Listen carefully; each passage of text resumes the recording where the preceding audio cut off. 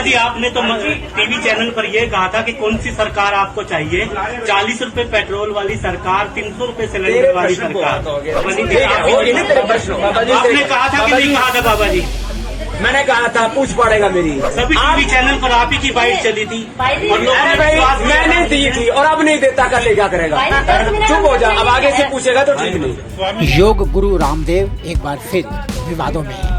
Petrol diesel पर पुराने बयान का याद दिलाने और उससे जुड़े सवाल पूछे जाने पर रामदेव भड़क गए। उन्होंने सवाल पूछने वाले पत्रकार को धमकाते हुए कहा कि ये सवाल फिर पूछेगा तो ठीक नहीं होगा। इस घटना का वीडियो सोशल मीडिया पर वायरल हो रहा है। हरियाणा के करनाल में एक कार्यक्रम में महंगाई पर रामदेव बोल रहे थे। उसी दौरान पत्रकार ने उनसे उनके पुराने बयान पर सवाल किया, जिसमें उन्होंने कहा था कि देश की युवा जनता 40 रुपये पेट्रोल और 300 रुपये सिलेंडर वाली सरकार चाहती है। इसी पर योग गुरु आपा खो बैठे। अब सरकार कहती है हम रुको हमारा तेल का दाम कम होगा तो फिर टैक्स नहीं मिलेगा, तो देश कैसे चलाएंगे, सेना को कैसे तनख्वाह देंगे, सड़क कैसे बनाएंगे, एयरपोर्ट कैसे बनाएंगे? तो दोनों ही पक्ष हैं।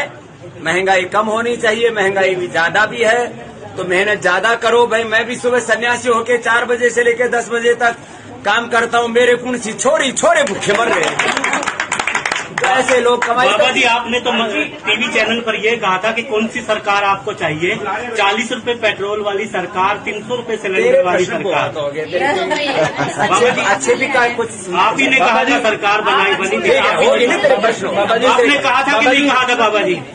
मैंने कहा था पूछ पड़ेगा मेरी।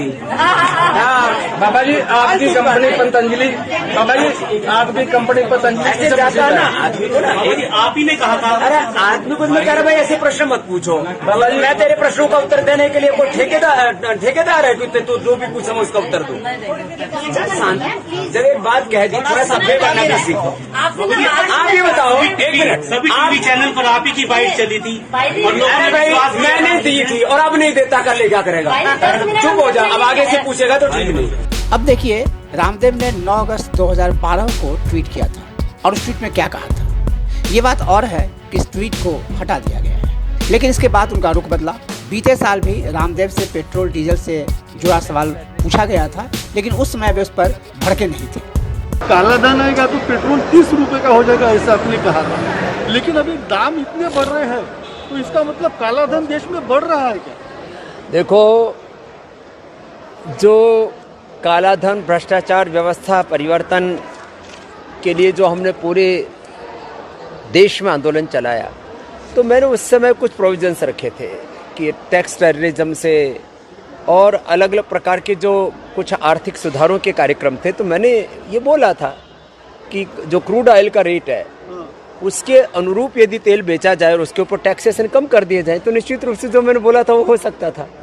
अब सरकार ने जिस तरह से पूरी अर्थव्यवस्था को संजोया हुआ है, अब उनको राष्ट्रहित के सामाजिक कार्यों को भी जारी रखना है, अलग अलग आर्थिक चुनौतियां हैं, सरकार को सरकार भी चलानी है, तो उसके लिए उनको जो टैक्स है वो उसको नहीं हटा पा रहे हैं। तो कभी न कभी तो ये सपना साकार होगा, ऐसी अपेक्षा है।